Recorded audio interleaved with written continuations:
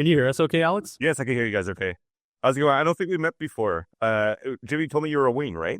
Yeah, Wayne. Great to meet you. Wayne. Alex, Vansilli. Nice to meet you, man. Great to meet you. And thanks for doing this. Thanks for having me. Thanks for having me. Yeah.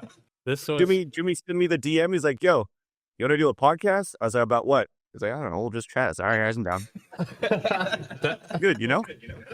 Yeah. That's exactly what happened. So where are you right now? In Montreal. So back home in between 2 weeks of ECTs for kickoff. So I just finished week 2.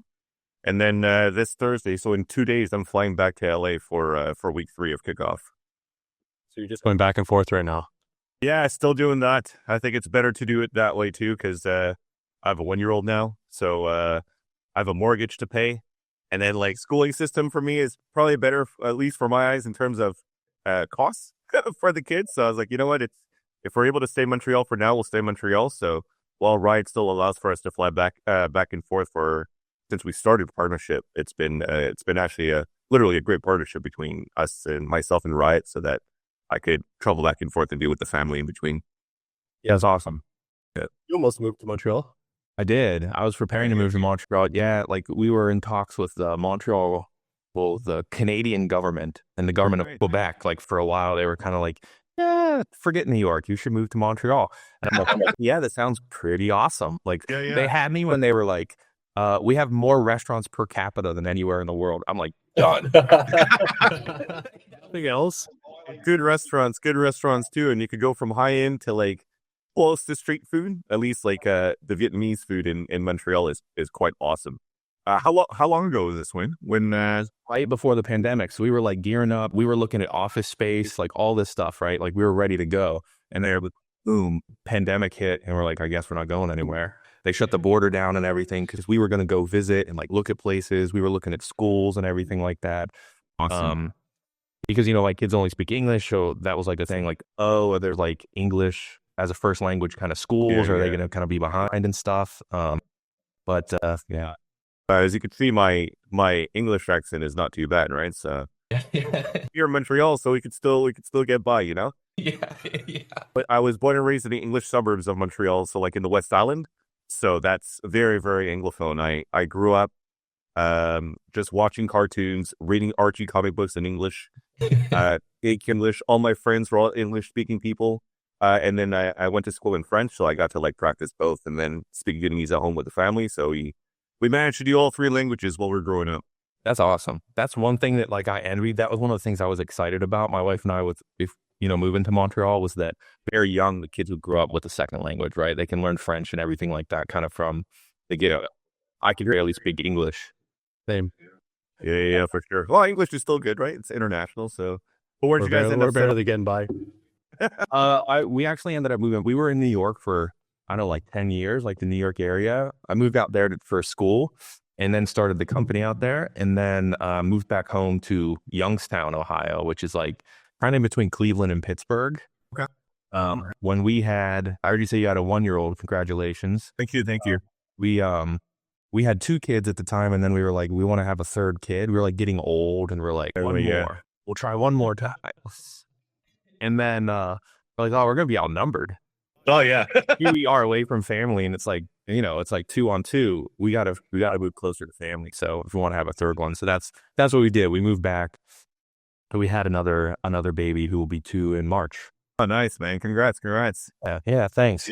Yeah, for me, one year, I still have to decide if we want to have a second one or not. Because right now it's like, it's nice and everything too, but it's also a handful, especially for my wife, because I work and travel a lot.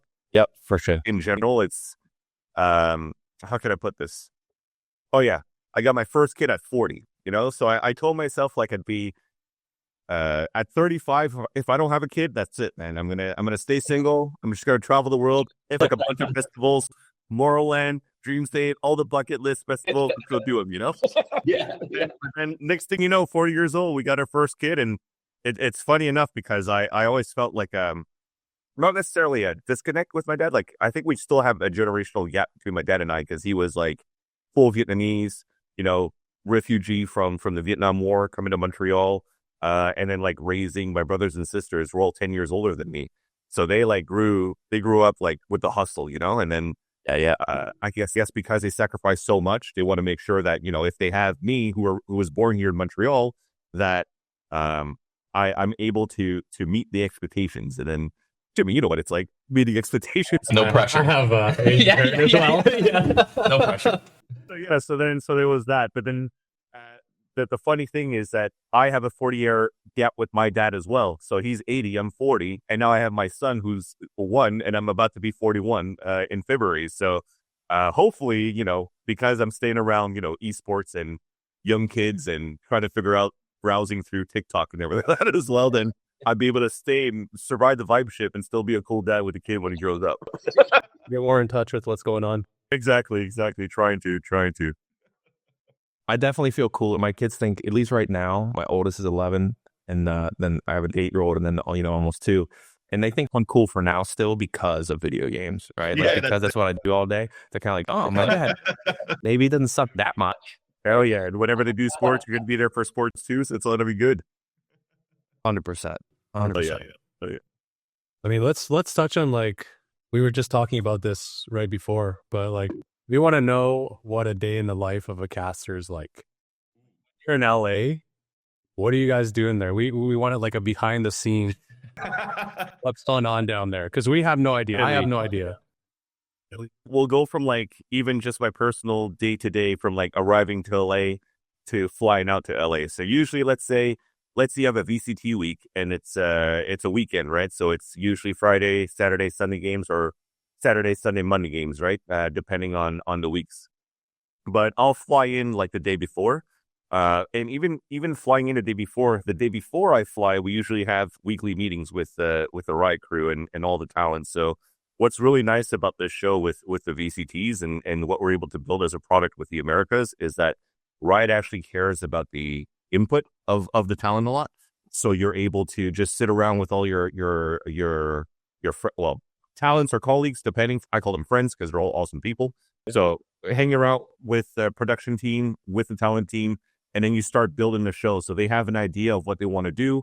You could challenge it here and there, or, you have to make sure that it's still kosher to the show, right? But we have our say in making sure that what players we want to talk about, what we want to talk about the teams, what features we want to do, or like any skits that we want to do, or any highlights that are fun games that we have. Like, I don't know if you've watched recently at Match Point, at the end of the day, we usually have like fun interviews with the winning team, 1 or 2 players, and then they like play a game and stuff like that too. All that is like a conglomeration of different ideas from production and talent together. So we were able to build that show. So as a caster, all that's done, flying to LA the day before we start casting the games. So I usually land like around noon or so. This time around, we're staying around close to the studio, so I get to like have a good stroll around the beach and stuff like that as well. Start prepping for the next day. So I usually lock myself in a room. First thing I do is order Taco Bell because it's... Oh my God. Dude, I can't believe you just said that. I actually cannot believe you just said that. Yeah, dude. The thing is like a lot of people are going to hate me. They're like, yo, you're in LA and you have all the best Mexican food options that you have possible, and you're going to order Taco Bell. It's like, bro, Taco Bell got banned in Montreal. So, well, not banned, it just got removed. There's no more businesses of Taco Bell in Montreal. It used to be a partnership with just KFC. So I'm like, you know what? Cheap food, just sit there, have a party pack of tacos. I love hard shell tacos. So I start eating, watching demos, and just preparing for just the next day in itself. If I don't really watch Taco Bell bleeds from my veins. That's how much. If I were cut, Taco Bell would bleed from my veins. That's how much. Taco Bell, I probably eat in a week. Do you bleed hot sauce or spicy sauce? Fire sauce. Yeah, the fire sauce is the way to go. Not all the way at the top, but yeah, it still has some flavor. Hot and fire, just mix it all up, and then you watch the demos. But that's the thing. So I think what I want to do as well when I prep for these games, especially now in 2025, I went back to color casting for a duo with Rivington and I. So I went back into being more the analytical brain for the matches. So when I watch these demos, I pay a lot of attention to what's going on in the minimap, so that you could try to understand what the thought behind the process of what a team's trying to do in order to win a round. So either it's rushing quickly, either it's defaulting, so working around the map very slowly, trying to find information. How do they react on information? How do the defenders act on the reaction? on the information. But I most specifically focus on one team when I watch these demos, because whenever you watch VOD reviews, it's never both teams really playing at once because they've played different teams in the past, right? So for example, I had to prep for Energy and 100 Thieves. So then for one game, I'm just going to watch Energy versus who did they play the week before? They played against Cloud9, right? So I watched that game on the sole premise of focusing on Energy, what they try to do on the attack, what they try to do on the defense, and then just write some notes so that whenever this happens in a game or see an idea, I could try to explain it for the audience a little bit more, right? The idea of being an analyst is, and especially at my caliber, I'm not like super high ranked in Valorant, but I study the game like a crap ton, right? And what I try to do and what I try to convey with all the demos that I watch is to make sure that those that are new, that are watching the game. So for example, a lot of people might start watching only in 2025 because they only just heard of Energy and the hype now. And like Finesse and Som has become their favorite streamers, for example, and they want to know what it's like in a professional game, in a professional setting. But a lot of these players could be way lower ranked, right? Like just starting the game. So you want to try to convey the message in a sense that it'll understand and seize that information well and see the idea behind the play, but also not dumb it down too much so that those that are actually ingrained in the esports don't find this to be like too much of a how to play Valorant 101. Right. So just like the small things and trying to find a just medium in between that so that you could cater well to the general majority of the audience. So that's my night before. And then I usually would probably watch demos until like 11 midnight. Usually like VCT specific would probably start around then. I'll probably watch a game before going to bed. Next day I wake up, I watch some EMEA and then start reviewing my notes for the next day. So I wake up early in the morning, like usually jet lag. I wake up like 3 hours in advance, so it's still like 6 a.m., 7 a.m., whatever in LA. I usually wake up like at 9, 10, drive my kid to daycare. So right now it's like perfect time for me, But yeah, so I wake up like around 6 or 7, walk around just to get some airflow in, have a coffee, breathe the air. Not that great so far lately in LA, but you know how it is. But yeah, so I just head back to the hotel, just prep and review my notes. And usually my call time, if we're the second duo casting, or call time's at 3 p.m. But I usually arrive like around 11, 12, so I could catch like a pregame, get my mindset into the show, and also like try to see how the other casters do. Meet up with Rivington, we share our notes and stuff like that as well. So we do all of that. 3 o'clock, it's our call time, so we have to do makeup, we have to do wardrobe. And then usually after that, that's first map of the series of the previous game done. So we still have time to like hang out for one more map or so, do some vocal exercises just to get the, loosen up the jaw lines and making sure that we could articulate a little bit better when we get into our games. And then after that, we get into our games. Boom. Time to stare into the camera, go full focus mode, and just get into the game and see what happens in the BO3. Yes, that's pretty much it. That's pretty much it for that day. Do you and Riv practice together like beforehand, or do you just go there, compare the notes, and you're like, let's do this? Yeah, so the fun thing for this year is that we did actually prep into kickoff for 2025. Last year, I like to say that we didn't as much because we already have been casting in me as a play-by-play and Riv as color for the last 2 years since 2002. And Riv and I already have a certain rapport because we casted Counter-Strike 1.6 back in your days, Jimmy.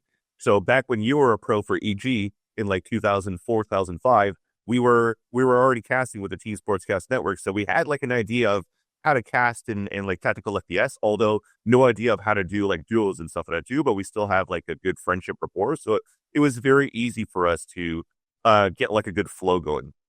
But then because we're going back into 2025 into our respective roles, Riv wanted to practice more so that he could get back into the flow of play-by-play. I wanted to practice so I could get back into the flow of bouncing my ideas as a color and making sure that I don't take all the space from Riv, right? There's still like a way that we want to flow well when we're actually casting the game so that it doesn't sound like we're stepping on each other's toes too much. So actually for the second week for prep, we actually had like 1 or 2 days where the first day we sat down, just re-listen to our cast from last year, and then we listen to other casters and see like how they flow, like so we could learn from them, right? So despite us being in tier 1 and at the top, there's always room for learning. So we listen to like the best in different games. So like, the top that we have in Valorant, which is a lot of the duos, if not most of the duos that we have currently, I listen to the duos in Counter-Strike. I also listen to some Apex here and there just to see how they go with the action, and then how to do the color, and then just go into a practice cast every night after. So we try to find VODs where there's no casters, so we could actually get into the flow of what it's like. Him and I bouncing ideas and bouncing our casts off each other.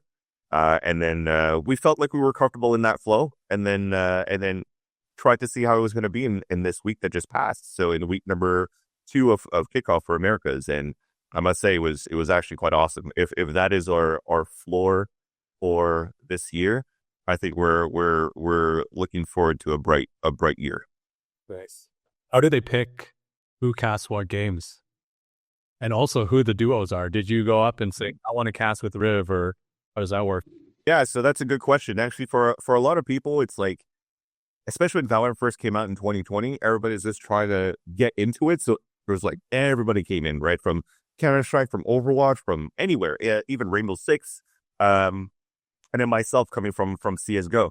So at first, it was just trying to network because I didn't know too many people. I was only coming back from back into esports. I still cast it as a hobby or a pastime, but I never did it as a full-time thing because at that point, in 2011 when I was 27, and I was still, let's say, $40,000 in debt of trying to chase the esports dream as a caster. You had to start paying some bills, and you had to start finding a career job, right? So I started working for the big tobacco and for Juul at some point. And then 2020, when the pandemic hit, everything just happened where, unfortunately, I got let go from Juul with lawsuits plus everything else that was happening with the pandemic. So, so it was just a lot of networking with people, trying to get a good vibe, and then trying to see who we want to cast with, right? And then, quite honestly, I'll be quite honest and not to discredit or to be mean to any of the people that I've casted with in the past from 2020 until now, but like it was very hard to find a duo for me that I found that I had good chemistry and relations with the people that I casted with. Yeah, because I once went to 2022, I was kind of like a point where I still didn't find the right duo, but like Riot was like, okay, well, we're going to start this partnership program. LCQ is also starting in 2020. We want you to get to LAN. So let's put you with some people, and then they put me with Riv. And I thought it was great because, like I said, Riv and I already had a rapport from like 2004, 2005. He's been doing esports with League of Legends since League of Legends came out, and Twitch came from Justin TV to Twitch in like 2013. So like, I know with Riv, he's already going to have the basis of like him play-by-play, or when he has to do interviews or camera work and stuff like that too. Like, I don't have to play any catch up in that sense. And our catch up is try to make sure that we provide the best commentary in terms of Valorant terms and strategy and stuff like that as well. So that's where it needed a little bit more work, but I think it all panned out in the end, because the more reps that we got, the better that I feel that we've gotten as a duo as well. And that's how our duo kind of got together. For others, it's kind of like, okay, well, they kind of talk behind the scenes, and then you see those duos now, right? Like Brett and Sideshow have worked together for the longest time since Overwatch, so naturally they want to continue this over in Americas. But funny enough, it's like there was actually an interview with Sideshow with one of the interviewers that does a lot of League of Legends and Valorant called Pedro Romero, and he was saying like there was a point where potentially Brett and Sideshow were not going to be a duo, and that they were still trying to figure stuff out. But as it worked out, and I think the reason why they weren't going to be a duo, if I remember correctly, is because they weren't sure if Riot wanted to break up like this whole Overwatch duo thing and wanted to like mix and match casters and duos. But towards the end of the day, they were able to stay as a unit, and then now they're one of the best casting pair that we have currently in Valorant. So it's kind of good. It's kind of good that it happened that way, and that it didn't break up towards the end. But yeah, ideally, it's like most of the talent, if not all of the talent they have, they can chose their duos so that they know that they already have that chemistry and rapport. So again, just like me, we don't have to play the catch up with like working with new people every time. Yeah. How much of that chemistry is like innate versus you have to kind of work on? You know what I mean? Like, is it almost like dating where you're kind of like, there's a little bit of magic there, is not? I know, to be honest, because especially like depending on like different backgrounds. But for me, for example, as I said, like I had to try to meet expectations my whole life, like into like try to become a doctor or an engineer or whatever my Asian parents wanted to be when they first came to Canada, you know, Lawyer. So and Jimmy probably is like, hey, it's like, what it's like. Hey, Jimmy's not a doctor either. What the hell's going on? But jokes aside, it's kind of like that type of mentality. As much as I don't want to uh, portray that, I feel that some of it is ingrained in me, right? So I'm very, very, very competitive in a sense that it's friendly competition. Like I still want to be the best no matter what. And if it doesn't reach to my standards of what I think could make us the best, then I'm going to be a little bit more vocal and open into our conversations to make sure that, you know, we're able to hit what we want.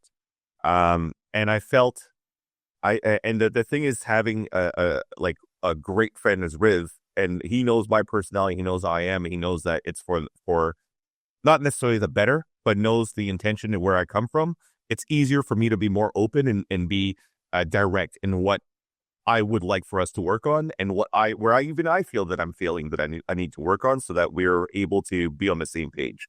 And if you're not doing that in the first place, then your duo is not going to work out. And then it happens a lot where if you're afraid of confrontation or afraid of these conversations, you're starting to spread little rumors and whatnot with other people that you're talking to without talking to this direct person. And then suddenly it's just like, you just have bad chemistry with everybody. And you're also burning bridges at the same time, because the esports industry, as we all know, it's fairly small, right? So you have to make sure it's like, you're not burning these bridges at the same time. And you know, you're able to, at least be you. Right. So I think with Riv, it's great that I'm able to be myself, which it helps a lot. And the other thing about the whole dating thing is you bring us the analogy, Wayne. It's actually quite funny too, because it's kind of like that as well, right? It's just like making sure that, you know, we're not too harsh at the same time too. We find our moments where we praise, where we're happy and what we've accomplished so far, where we come from, even if we're not able to get to where we want to as the duo yet, because of certain things. Like, for example, for sure we want masters, for sure we want champions, and year after year, event after event, we're not getting picked here for these events yet. And it starts to raise some sort of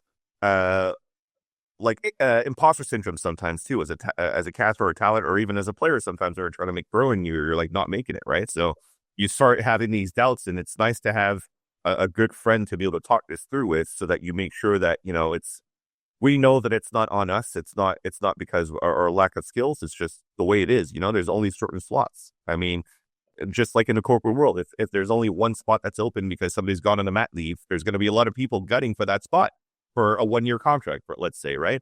And it's going to be based off skills, academics, workability, likability, and sometimes somebody has a better academic structure than you, but you have better chemistry with others, they'll probably pick you. So it's all subjective in a sense as well. But you have to accept that if you don't have that position, it's not because you don't deserve that position or you don't have the skill set for that position. It's just there's only one, you know.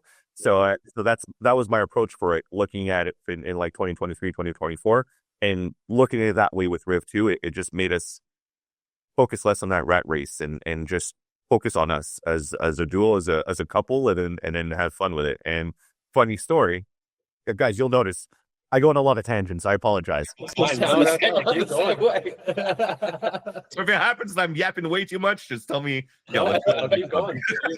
But a little tangent about the whole chemistry thing is we did a mind melt just before our casts last week, and the mind melt is just like you're like 1, 2, 3. And then you say a word, and then you're trying to see how many takes where you can actually get the same word together.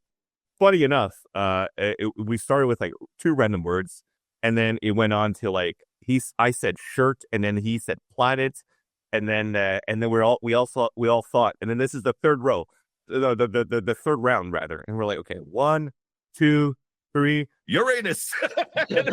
How we just got it. We just got the planet. So like somehow he said planet, I said shirt. For me, it was like, okay, shirt, shoes, clothing, and then somehow it's just like butt. Just put like planet and butt, and somehow like Riv and I are just kids. We're maybe old, but we're just very immature still. So we it comes to show that we do have good chemistry together after that mind melt, and that just like it loosened up everything as well in terms of our stress before casting our games as well, because it was our first cast of the week. We're like, dude, we're just freaking ready. We got this. Everything he said in there, like, it's Riv is your side piece, it sounds like. Yeah. Exactly. He's my side piece. We connect each other. We complete each other's sentences. When I'm away from the family here, then I got another couple I could work with. Yeah. Makes things easier for sure. No, that's it. So no, Riv is an awesome guy, man. He's because that's the other thing too, where we connect very well. Him and I are like very old heads, right? We've been around the scene for quite a long time. Riv longer than myself professionally in esports, because he's been doing League of Legends for so long too, before he switched over here to Valorant. I had on and offs, right? I started maybe a little bit earlier than him, casting in 2002 with Quake, and then moving to Urban Terror, then over to Counter-Strike, and then now a bunch of games from then until now. But Riv really just stuck into not only League of Legends, but also stuck into a product that League of Legends is up to where League of Legends is now, right? Building a show, like going through a workflow of like analyst desk and all that kind of stuff too. Well, I'm just like online bubblehead, just like camera on my face all the time, face for radio. Let's just hop into the game so people can stop watching me and I can focus on just the voice and projecting the matches. So that's we've had two different types of grinds, but to get to this point now, like at least I know that we know where we came from, and the work that we had to put in to be here. So we definitely take the opportunity and the time to savor the moment that we're in right now, right? Nothing comes for granted in our positions, and because we're also very old heads, it's not about the limelight and all that kind of stuff. It's like, dude, this is of course a job, but our dream job at the same time too, because we get to be casters, and that's why we're not as pissed off or anything or bitter that we're not getting all these events, because we're still able to put up an incredible show with everybody else here in Americas that, we're not taking that for granted. So let's just make sure that we have fun with what we got for now. And if those opportunities come later on, then they'll come later on. Yeah. What game's your favorite to cast? Like, you've casted so many, right? So what's the difference between Quake, Counter-Strike, Valorant? Like, I mean, I got to cast a sword with Jimmy Lin, dog. And for Evil Geniuses, where it was even called Evil Geniuses before it was just Evil Genius. Yeah. With just a Canadian organization of boys like going through, like Jimmy's on a newspaper in Calgary as being a pro gamer, So there's a lot of history back there to see, like, proud boys of like Canada, Team Canada, World Cyber Games and stuff like that too. I think they all have kind of their moments, right? Out of recency bias, I love casting Valorant for sure. Out of pure passion of it, they all have their pros and cons, So like for 1.6, I thought it was really awesome because it was the start of esports. It was casting AM radio only, like with Winamp, there was no video, so everybody was just tuning in. We hit number 1 on Winamp.com with 108 followers, or listeners rather, live. Yeah. It was the number 1 spot, beating the 24/7 trance nonstop music that people would watch on Winamp, or listen to rather, on Winamp.com. We're like, bro, we freaking made it. This is like summer CPL 2003, and I was like, that opened my eyes into the potential of competitive games in North America. But once I got my first trip overseas on my own was World Cyber Games 2003. And that's where, like, I saw what esports was like, because you had players that were stopped in the streets, like Gur, who was like a very known StarCraft 1 player in Canada as well, Guillaume Patry, a Quebecer player on top of that. And he was one of the only few that was able to topple down Korean players in Korea. So he was stopped in the streets for autographs and stuff like that too. I was like, dude, that's amazing. Like, what is this thing? Like, it's like, yeah, man, this is what gaming could be. And I understand now what people are trying to build here in North America in general to try to bring it to like the esports mecca of Korea. So I think that holds like a special place in my heart to be like one of the pioneers of like audio casting in 2000 and 2003, and still able to do it to this day. CSGO, I think, is also going to take a special place in my heart as well, because that's where we saw like the growth of like esports outside of League of Legends and the growth of esports in Europe and the Americas, for example, right? It wasn't just about Korea anymore. Like I felt for me, like CSGO was so awesome in terms of the competition that we had, the skill set of players that we had as well. And like the town was also starting to grow very, very well, where you're starting to really turn this into a real spectator sport. Unfortunately, again, like in 2011, I wasn't able to make it with the big dogs pushing forward with CS:GO. But I found my place now with Valorant, and I think that's another reason why Valorant holds a special place in my heart, because Valorant, the community and esports in Valorant also gave me a chance. I'm an old head again. If you're looking at the player base that you currently have in Valorant, it's not that high, and sometimes you fear that you have some sort of disconnect between the audience and yourself. But quite honestly, in the past 5 years since the game came out, it's so cool how like everybody accepted me for who I am as being the old head, but also like somehow able to connect because I still have like a young mindset, but also just being able to do the Americas, being able to do game changers, for example, too, able to do LAN events finally again and studio events. And now the next step is hopefully to be able to do arena events again, just to like put a nice little bow into. I think that's going to be my biggest goal, right? If I'm, or still is my biggest goal. If I'm able to do not necessarily champions, but a LAN event, in an arena, it doesn't have to be a grand finals, just an arena where I see that there's going to be like, it's filled. It's like a nice little bow of like Winamp, 108 viewers or listeners on winamp.com in 2003 into like a 12,000 people stadium or 8,000 people stadium. I think I'll be pretty happy about that. But I mean, I felt like I've already hit some good milestones with some big games. For example, like just the Sentinels versus Loud that hits millions of views and whatnot live and then also on YouTube. So I think in terms of the audience reach from being able to cast live or at least on Twitch, I'm proud of that accomplishment. But I think the personal accomplishment for me is really being able to, be in that arena and feel the crowd like just cheering off every kills, So that would be kind of awesome, and awesome feeling to hopefully get someday. They got to have another event in Brazil, and you should cast there, because that was back in the day. We played in these stadiums; they weren't full. There's like like 2 or 3 guys sitting in that corner, one over here. But when I went to the kickoff event in Brazil, and you like walk into this place while a Brazilian team is playing, every kill, it literally like shook the stadium. Like I could feel it in my bone. Every kill. And it was so crazy to the point that the Brazilian fans, they had like the noisemakers or whatever. Yeah. They were all doing this, chanting something, like they were cursing that team. Like something was happening in there, but I had no idea what was happening, but I could feel the energy. And that's when I was like, holy shit, this is esports now. Like this is wild. Yeah. That's awesome. Yeah, I'm hoping it's going to be something similar as well for Masters Toronto.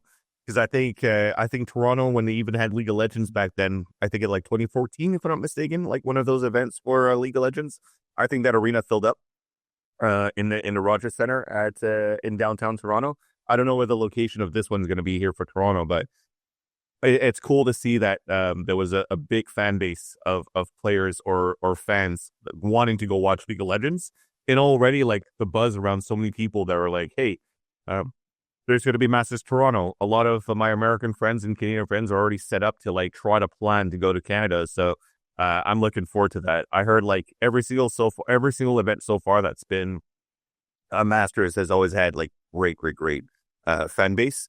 And like, dude, I can't imagine champions in Paris if Vitality or KC are going to make it.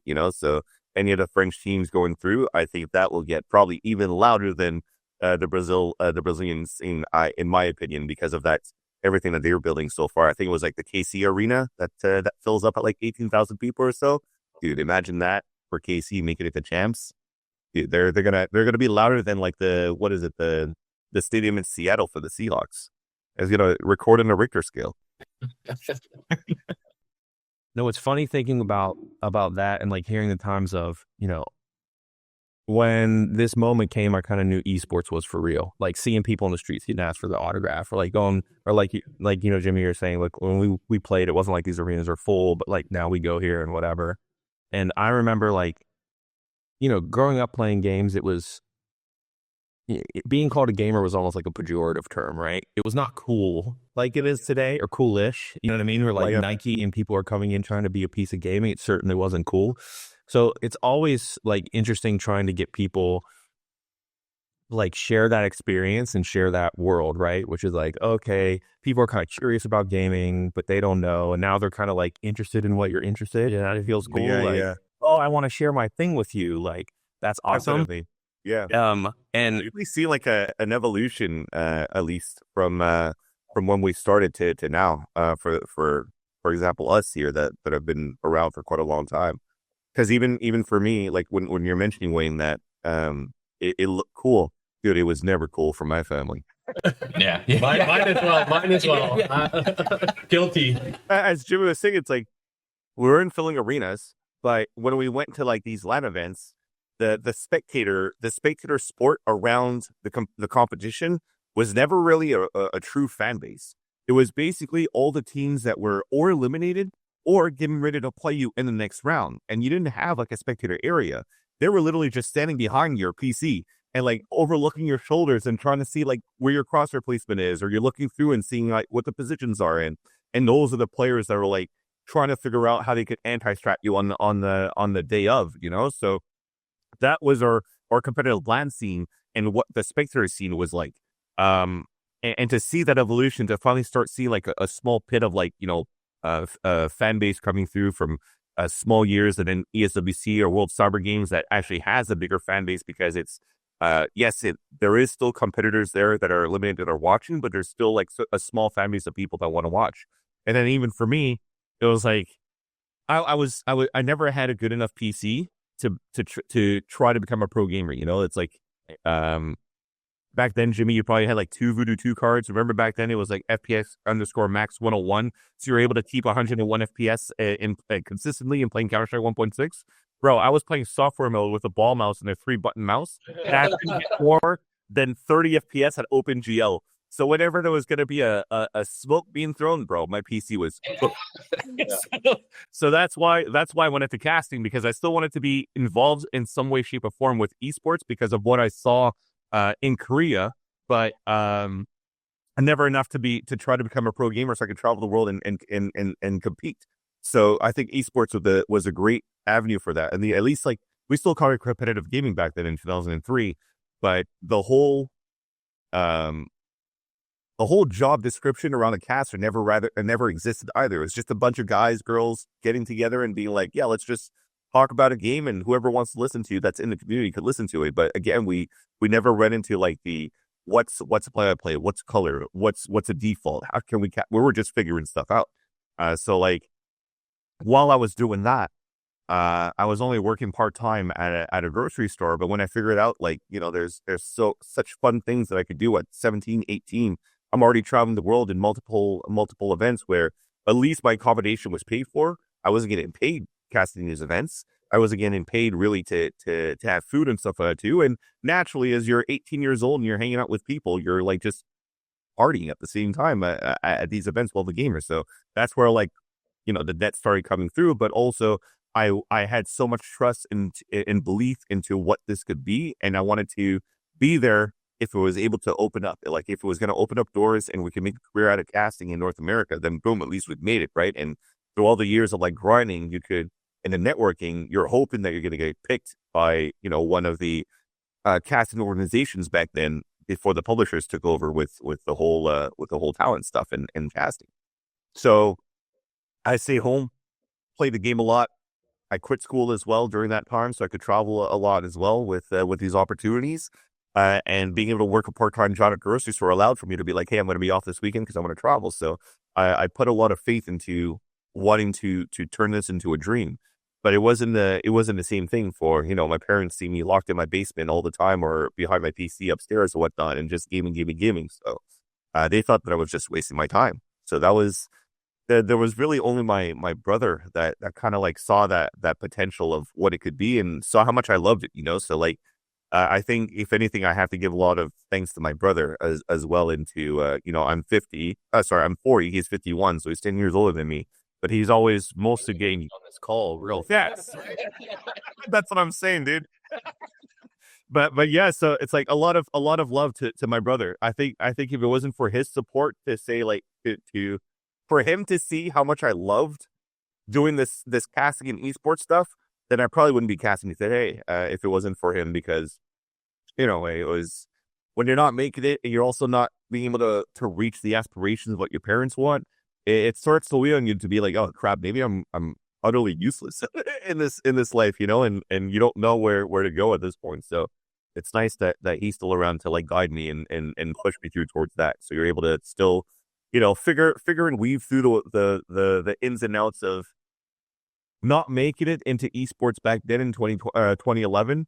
Find a career job to like just do your 9 to 5 and accept that it's like you're able to get at a depth, and at the same time you're working for other aspirations. So like I get to now save up money so I could travel the world and stuff that I do as vacation and stuff like that as well, but still keep in touch with gaming and while I'm able to do it part time. And then the opportunity came, right? So we like 9 years later. So it's it was never wasted, if I could put it that way as well, right? Everything happens for a reason. I always believe in that as well. So it's nice that even if back then it wasn't portrayed in that way, but now you're looking back in 2023, 2024, my dad now messages me like, hey, like, I'm proud of you. Like I like towards the end, as much as people are parents are hard on you, they just want the best for you, right? So if you're locked up in a room and their point of view are like, holy crap, what is he going to do, man? And he's like, how is he going to buy a house? How is he going to find a wife? How is he going to make kids? Like, how is he going to feed them? So like, I think that's why parents are kind of harsh for you. And in retrospect, you kind of understand that. But now that they see here, at least my dad does, mom rest in peace up there, but she's seen it up there, right? From up there. And and they both see that, there's where we are now, where I am now, then it was worth that grind. So they're happy to see that I'm happy. One of those moments, I took my mom. She's been having problems like with her stomach and stuff, like esophagus. So they had to do like the camera and everything. Yeah. So I took her to an appointment with her specialist, and it's a Chinese guy. They're talking Mandarin, and then he like mentioned something about games, and then my mom was like, "Oh, Jimmy plays games." And he's like, "Oh, what games do you play?" And I was like, "Oh, I don't really play too much now, but I used to be a professional Counter-Strike player." And then he's like, "Counter-Strike?" He's like, 1.6? And I'm like, "Yeah." I'm like, 1.6. And then he's like, "Oh, well, like, what teams did you play for?" I'm like, "Oh, I played for EG and 3D at the end for Source." And he's like freaking out. What the hell is going on here? Like, I took my mom to this appointment, and he's talking to me about Counter-Strike and games. And then all of a sudden he starts talking Mandarin to my mom and was basically saying like he was playing in the NFL or the NBA of gaming. And then I was like, oh shit, like my mom right now, this very moment, this is happening right now. That she's like, okay, maybe he didn't waste all the time on the computer. No, for sure. That's 36 years later. She was like, oh my God, he might actually not be useless. And it happened 3 months ago.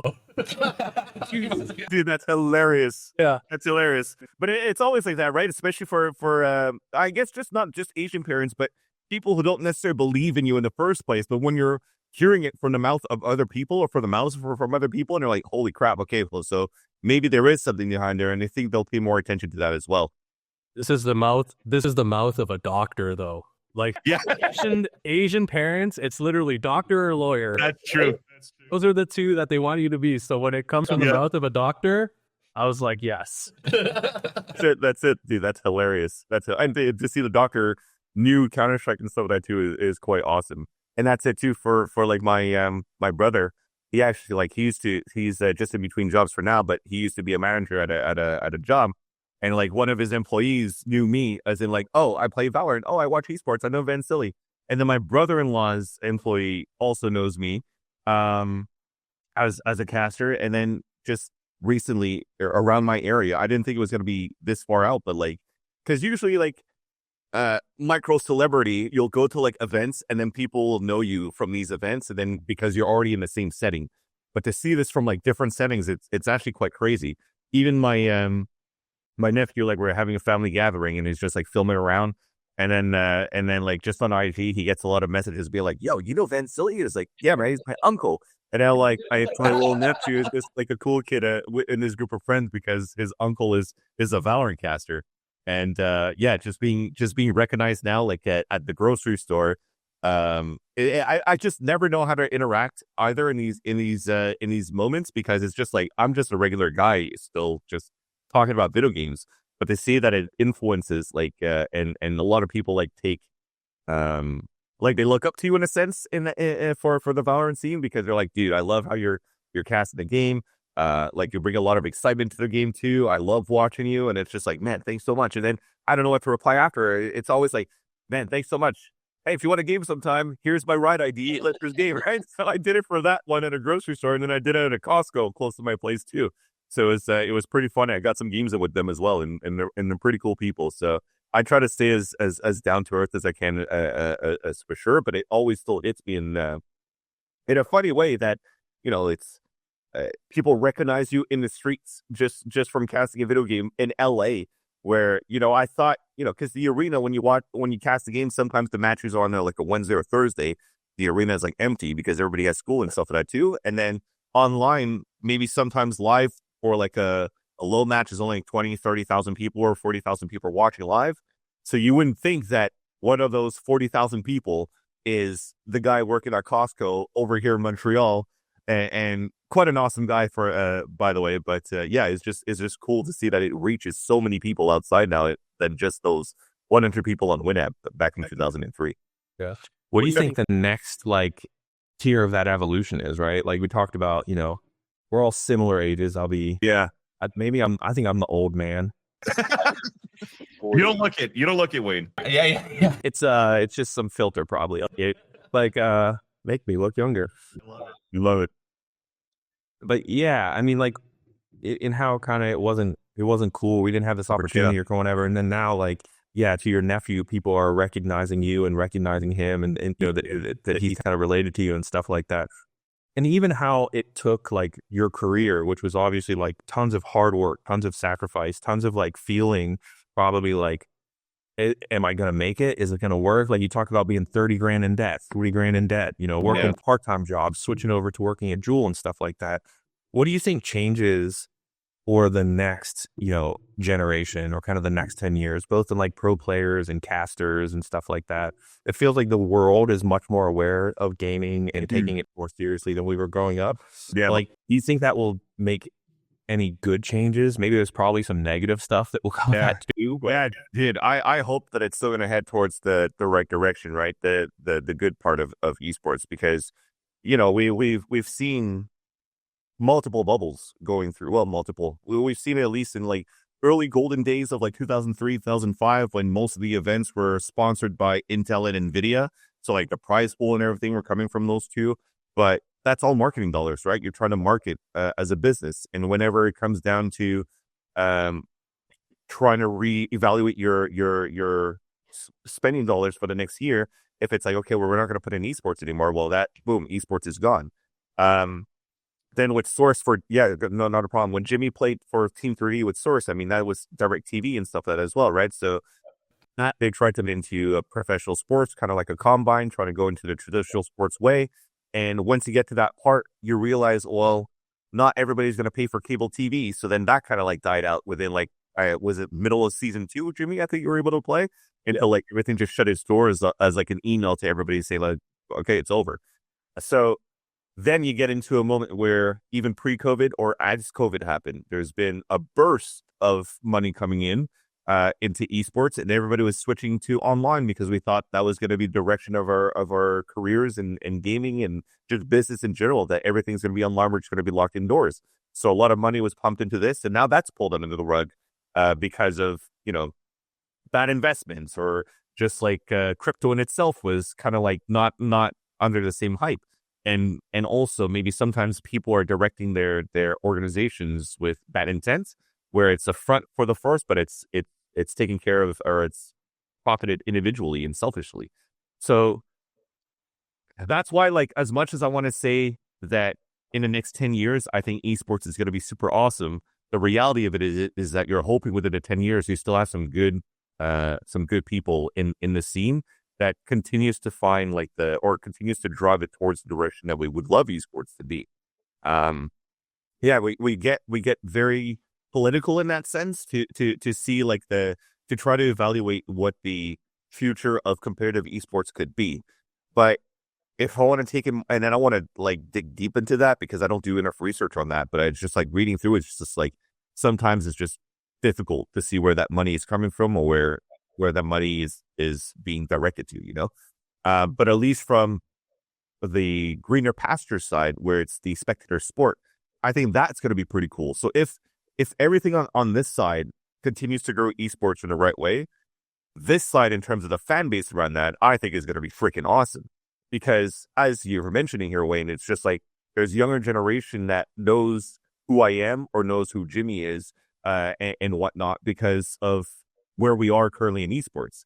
And we are also, older heads where we have kids and stuff like that too that are growing around esports and growing on us that is heavily consuming esports, right? I mean, it's in high schools, right? And middle schools. I've literally gone to middle schools to help put in esports programs exactly for kids that are not even teenagers yet. Exactly. So yeah, there's a lot more collegiate programs around esports as well. Hopefully that's going to continue funding for that in that case. And then I think it's just going to become a norm because if I'm going to be watching esports at 40, it's kind of I would almost feel that maybe in 20 years, my kid's going to be like, yo, so with me, my dad, for example, when I grew up, I was watching the Montreal Expos and I wanted to become an Expos player growing up because I loved baseball. They signed me up for 2 years in a row. I was MVP for 2 years in a row. They stopped signing me up because they wanted me to go do basketball. So there's that case. But growing up watching sports with my dad would be similar to potentially my son growing up and watching esports with me. So it becomes a natural thing where esports could then also be just the natural progression of watching entertainment sports as future generations see what competitive gaming is like. So I'm hoping we're heading towards that. For sure. Yeah, and it's just going to be a normal thing. So if we're able to get there, then I don't necessarily think that esports in itself could follow the same path or structure as traditional sports because esports events go on for a very long time. There's no way you're going to fit this into a 1 hour and a half segment on TV, right? So I think it's going to be its own thing, just like it is now. But then probably and hopefully with better players in there, not like players as gamers, but better players running the industry. Yeah. Do you think I wonder how much of that was a mistake? Because it seemed just before a couple years before the pandemic, there was this big push and a lot of hype around esports are the next traditional sports. You saw a lot of traditional sports team owners buying or starting or getting involved in esports and teams and stuff like that. And I felt in a lot of the conversations that I had with folks at various levels that they were almost they almost thought it would be easy. That's just let's just take this. Here's sports. Here's the NFL. Let's just take this and squeeze it into that box. Yeah. We're off to the races. It's stupid. And that's why I say sometimes it's also presented with so much gaslighting when you're trying to get the investors in back then, right? So pandemic's through, everything's happening online. Then it's just okay, well, look how many players we have signed up to this. And then you get into these numbers in your elevator pitch of as you've mentioned, this is traditional sports. This is the NFL. This is the Super Bowl. This is the League of Legends World Finals. This is an arena. Then the typical, let's show the arena of a filled arena for that day. And then this is what esports could be. Please invest $20 million into our team. Dude, that pisses me off. Because we get to a point where yes, what we're also pushing is also, gaming is $1 billion industry, but esports in itself is not the gaming industry as well, right? Unless you're maybe Activision because you're coming out with a new Call of Duty and turning it into an esports every single time, so you're putting sales into that. But everything around the esports aspect of those games is always just for now a marketing way of promoting your game. There's not a real, I don't necessarily think there's a real focus into turning esports into a real structure like a traditional sports yet, because everything is really being controlled by the publishers. So you're just trying to find ways to really promote your game. And it's totally fair. There's nothing wrong with that because it works for League of Legends. It works for Valorant. It works for COD. It works for Apex. It works for any of the tier 1 sports that we currently see so far. But I think thinking about that in terms of, well, yes, you're able to fill arena for one event, but you're trying to leverage that versus a franchise team that has an arena filled, let's say for the Montreal Canadiens, for every hockey game in an A2. Actually, let's take football, for example, right? Because football and Valorant, NFL and Valorant, they probably have the same amount of games. But like, let's say you're in football, every time you're going to a game, it's always tickets that are like $300, $400, $500 because they're hard to find. Concessions are super expensive. Everything around like the marketing dollars around like the gears and fan apparel and like that to support the teams. Like people have money to spend into that. We don't have money to spend as a fan base in video games yet because most of the audience is like 13 to 16, 13 to 18. They don't have that cash flow. So yeah, we get to a point where we're just inflating those numbers way too much. When we got into those investment dollars where even you convince like the big heads that invested in the first place that also has franchise teams and NFL or whatnot, you showed them the wrong numbers. And now it's just, we're suffering the consequences of that post-COVID, right? When they've realized, well, you promised me X amount of $1 million within 5 years and I've gotten 1/68th of it in like 3 years. It's like, this is not going to work. So once everybody pulls, well, you don't have that money anymore. And now if you want to try to survive as an org, where are you going to try to get that money? And right now we're heading towards a direction where the next wave of investment, unfortunately, is not in the right places. But, you know, as for me, you're skating around a tough pond because you still love esports. You still love casting. You're still trying to push this towards direction, and you want to turn this into, or continue to push this into like the entertainment product that it is, but also as the fun entertainment product as it is because of the whole storylines that you could build around the game or whatnot, whatever games that you cast. But then the sharks under the pond are just like the ones that are trying to, utilize esports as a platform in a wrong way, if I could put it that way. Right. So that was a spreadsheet of dollars, right? And they're like input, multiple, output. Make this go up more. It's not going up. I'm not doing this anymore. I'm out. Exactly. So you just have others that are going to put input, but then for, again, the wrong reasons. And I hope that that's going to get a little bit better later on. But again, like I said, I'm just sticking into that. I'm still sticking to esports because the forefront of it is because I love casting video games. If it gets too political, let's in a sense, down the line in the next couple of years, yeah, I definitely have to reconsider where the pros and cons would be and figure out what's next, So, but I'm hoping that with all this experience, might have a chance to do something else in like potentially traditional sports. Like, funny enough, I was able to do an Axe event with Axe. It was like just paintballing and with Canadian content creators, like just during COVID, like 2021, 2022 rather. And I think the producer was like somebody that used to produce a lot of the shows and the games for the Ottawa Senators. And he's like, dude, you're able to cast paintball just like that? You have what it takes to do traditional sports. I was like, really? I was like, yeah, man. Like, see where this goes. So who knows? Maybe we'll see me casting the Montreal Canadiens at some point. Yeah, that'd be awesome. Yeah, we'll see. But yeah, I always have high hopes for esports, which is why I always stick to it.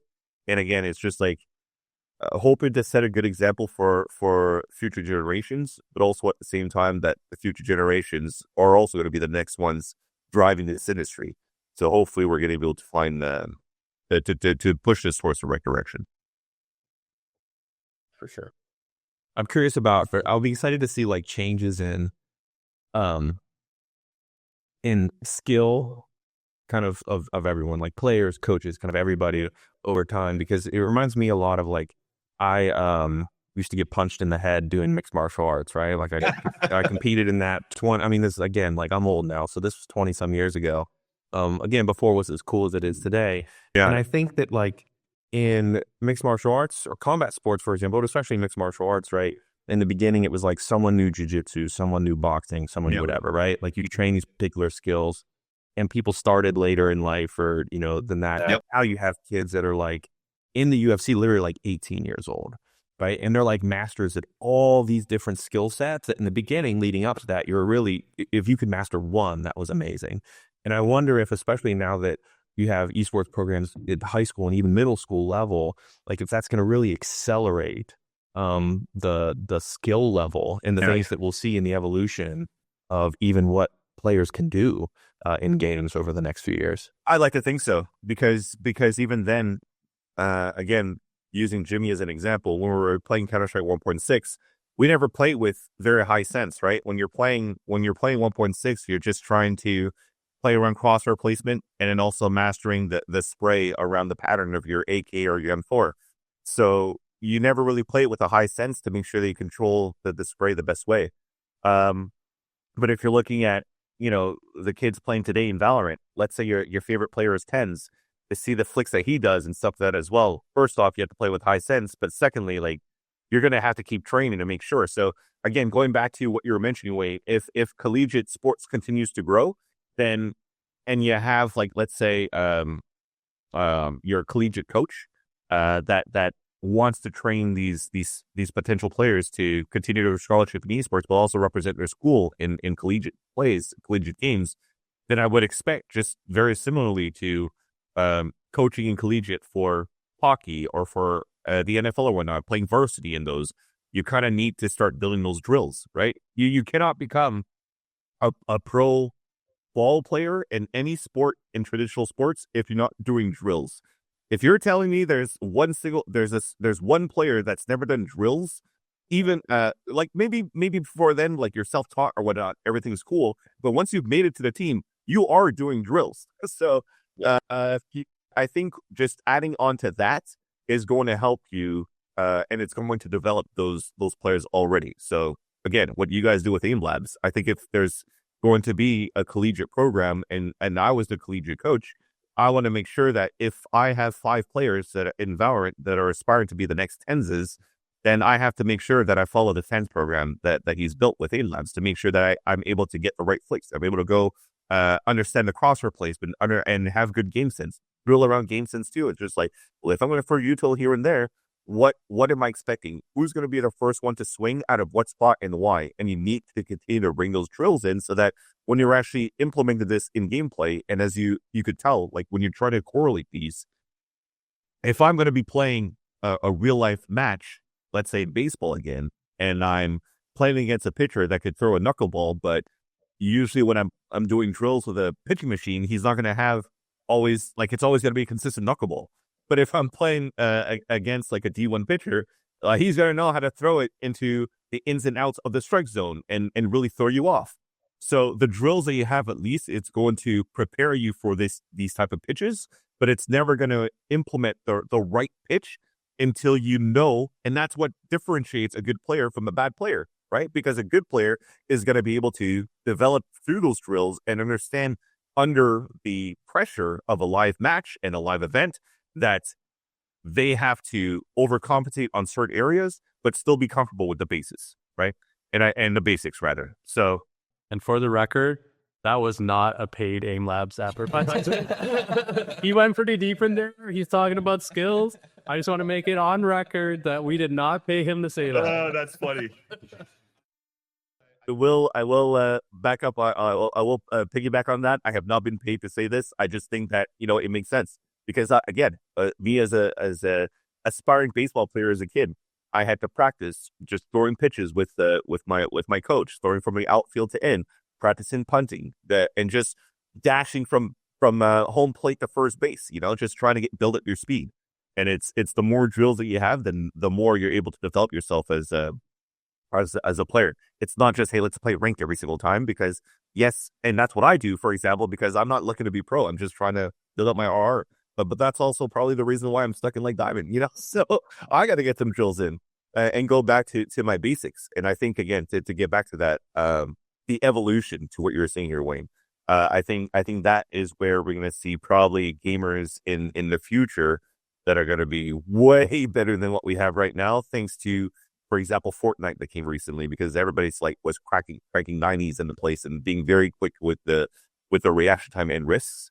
So I think future games will continue to be fast paced, and future games will continue to have just crack zoomers being able to like just get these microflicks every single time. Where again, that's what adds excitement though, to be like, holy crap, how the hell did you hit that? Versus the, oh, I just put my crosshair there and Yeah. yeah, I think we might start seeing that a little bit more in my opinion. I wonder if that goes into like, I've always thought those things were somewhat intermixed. So like, where if you can showcase, like you look at, and I'm from Ohio, so I'm going to use LeBron as an example, right? Like I look at LeBron and I'm like, holy shit, that dude's an athlete. Yeah. That dude has tremendous skills, likely that I know from the get-go, not going to happen. Yeah. Right. And when outsiders who maybe aren't deep into gaming in esports, watch, I took some friends to the first Overwatch finals when they were in Brooklyn, and they were just like, holy shit, I don't know what this is, but this is crazy. But they couldn't really follow, like they didn't understand. They couldn't follow anything, right? And being able to break down and show people in a broad audience just really how different, like you mentioned, reaction time, like these things that are going on really in your motor system and your visual system and your cognitive system that aren't as apparent as LeBron's physique and athletic abilities, right? But are just as large of a gap between you and the professional player. Tens is a tremendous difference. And being able to have ways to like highlight that and show that, because the same thing, even like some of the little drills and stuff like that you would see people play, you watch it and you're just like, holy crap, how did they just do that? Is that real? Is that I didn't know that was possible to kind of move at that speed. So I wonder if there's a way that like, as we can integrate even more analytics and stats or like skill or like metrics around fundamental like analogs of athleticism in gaming, it kind of help, I don't know, tell that story. Maybe there's some storytelling there, or maybe can really show just how tremendously skilled these players are versus, your average person playing games. No, for it's sure. a huge gap. Yeah, and again, this is not a hashtag ad chat. Whoever's watching this is not a hashtag ad, but I had the honor of being able to do a couple of the Aimlabs events back when you guys were just Aimlab during the COVID times, right? So I always still in my heart I still call it Aimlab from time to time because I know there were like some. You're like the only person calling it that. That's why it changed it. Yeah, it was literally like such a running joke that it was Aimlab, and everyone called it Aimlabs. That eventually we were just like, should we just change it? Let's just add the S. Yeah. Maybe in the future he's changed it to a Z or something. Like it will continue to evolve. Yeah, just to continue with the times and making sure you stay in with the Zoomers, Yeah. for sure. And again, no added to this one, but I had the honor of doing like hosting two of the skills events that Aimlabs held, and to see like the different Aimlab or aiming communities that were able to play and compete in these. And I was working that event with DDK and Jess for those two events. And dude, it was awesome to see what those guys could do, and to see that they're able to portray that at such a high level, and score like some crazy points, some crazy scores on that, and even getting world records live on these events. And the reason why I'm saying is because you could still correlate this with pro gaming, because there are some of these like cracked aimers that compete in these aiming communities that are also coaching pro players in Valorant, for example. And I've seen I think like Cartoon is one of them from Voltaic, and he was like he trained a few, and you start to see like how the results coming out of that one as well. I think Bolster, for example, from Fnatic, also got some aim training from players, right? So just seeing that in itself is what I was talking about before. Like you have an aim coach, or you just have a coach that understands what it's like to put drills, and then now you have a fragging IGL and Bolster over at Fnatic, and you have other cracked aimers that were already good when they're playing their ranked games, but are even better now, and are even putting more highlight reels in their pro play. So maybe we can't get into like the ingrained analytics and data around that, but there's still a correlation that you could head towards that direction, that we could find ways to maybe create that type of data. Now that we see the results of what these aim trainers are doing by coaching these pro players. So yeah, I never thought that there was such a huge community around aiming when it came down to like to the mouse pad, to the mouse, to like the degree of the DPI, to the full sweat 360. I was like, dude, this is the first time I hear all these terms. I was like, holy crap, the science behind like all these players. So I think it was pretty cool, and it opened up my eyes and made me understand that a little bit more as well in terms of what it could bring, what potential it brings for these players. You want to do any shout outs? Shout outs? Yeah. I guess so. Yeah, I could do some shout outs. Shout out to you guys for allowing me to be, the first guinea pig to be able to do this interview with you guys. At the same time, it's always cool stuff that I was able to do with Aimlabs in the past. So that it's always nice to come back and chat with you as well, Jimmy. We come back a long way. Wayne, it was awesome to meet you as well. So had some great conversations to that. Big shout out to my family that keeps supporting me now that they've seen that I've made it, quote unquote. But also, of course, to all the communities that are involved within Aimlabs and also just FPS esports in general. I don't have any real people that in terms because everybody works. I love that. I would love to think that everybody works as a unit, from like casters to fans to everything as well. So as long as we're able to stay united to make sure that we're heading towards the right direction, shout out to all the people that are doing a great job thinking this way, and hopefully we'll be able to continue to digest and enjoy esports from wherever we're going to be in like 50 years. Yeah, for sure. Well said. Yeah. Awesome. All right. Thanks, man. Yeah, I appreciate you guys. Thank you so much for the time. Sorry I went over, but it's all good. That was great. like I said, if there's anything that was missed or anything that was yapping around too much that we need to re-record, just let me know. You guys have my plant in the back there, dude? All the leaves died. Yeah. That's why this is fake. Yeah. I gotta buy some fake ones so I can just catch up to you guys. Don't Cool. trust ourselves. Yeah. Are the blue balls natural there on those leaves? They are. Yeah. It's very rare. That's awesome. That's awesome. That's awesome. All right. Awesome. Thank you, man. I'll catch you guys soon. Sounds good. All good. Okay, thanks again. All these guys.